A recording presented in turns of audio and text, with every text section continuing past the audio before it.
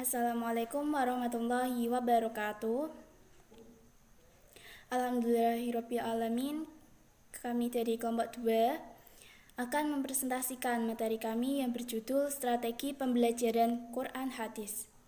Sebelumnya, saya akan memperkenalkan nama dari kelompok 2. Yang pertama, saya Lisa Andriani Ningsih sebagai moderator dan pemateri pertama. Yang kedua, Mbak Indun Rohmaida sebagai pemateri kedua.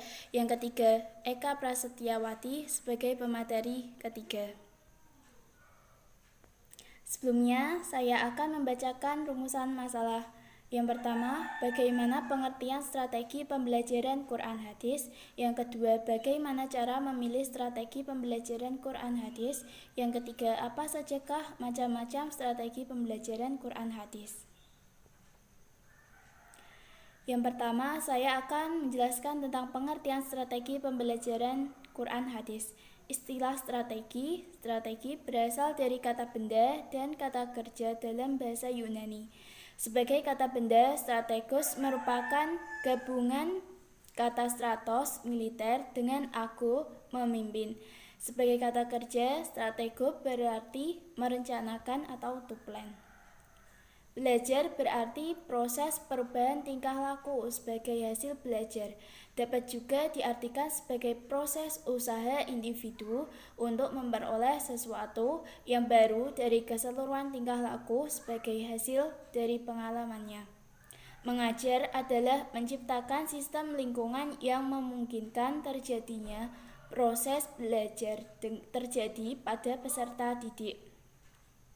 Sistem lingkungan ini terdiri dari komponen-komponen yang saling mempengaruhi, yakni tujuan instruksional yang ingin dicapai, materi yang diajarkan guru, dan siswa yang harus memainkan peranan serta sarana dan prasarana belajar mengajar yang tersedia.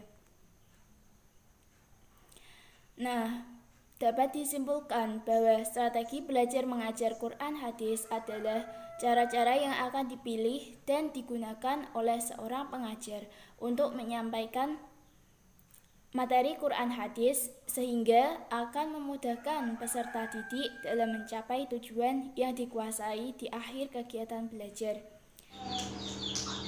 Selanjutnya adalah cara memilih strategi pembelajaran. Dalam memilih strategi pembelajaran akan lebih baik ditentukan berdasarkan kriteria. Yang pertama adalah orientasi strategi pembelajaran pada tugas pembelajaran. Yang kedua, relevan dengan isi materi pembelajaran.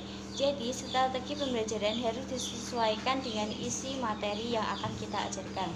Yang kedua yaitu metode dan teknik pembelajaran hendaknya difokuskan pada tujuan yang ingin kita capai. Yang keempat yaitu pemilihan media pembelajaran yang tepat.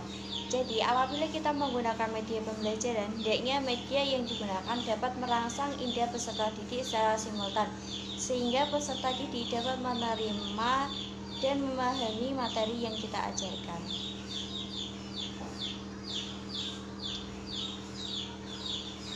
Menurut Major dalam Sunheji tahun 2008, ada kriteria yang harus diperhatikan dalam memilih strategi pembelajaran. Yang pertama yaitu berorientasi pada tujuan pembelajaran. Yang kedua, pemilihan teknik pembelajaran yang sesuai dengan keterampilan yang diharapkan dan dapat dimiliki nanti sebagai bekal saat mereka sudah lulus. Nah, yang ketiga, gunakan media pembelajaran yang dapat memberikan rangsangan pada indera peserta didik. Jadi itu beberapa cara untuk memilih strategi pembelajaran yang akan kita gunakan dalam kegiatan pembelajaran.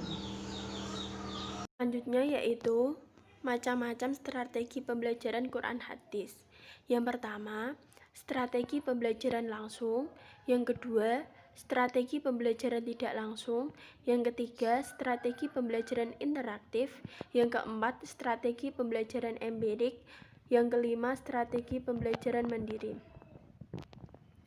Yang pertama, strategi pembelajaran langsung.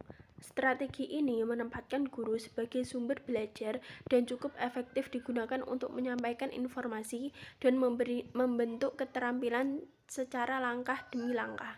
Strategi ini umumnya digunakan untuk memperkenalkan strategi lain pada awal pembelajaran.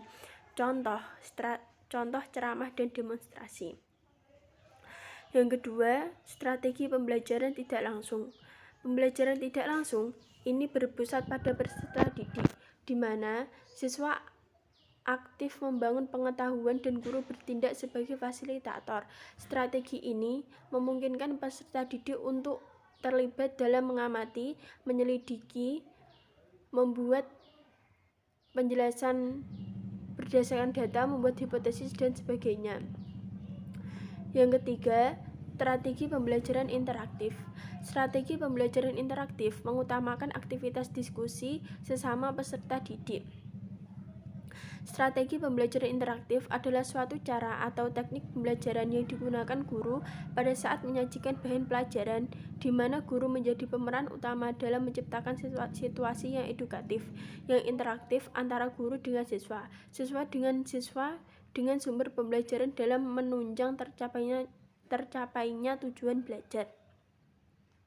Yang keempat, strategi pembelajaran empirik.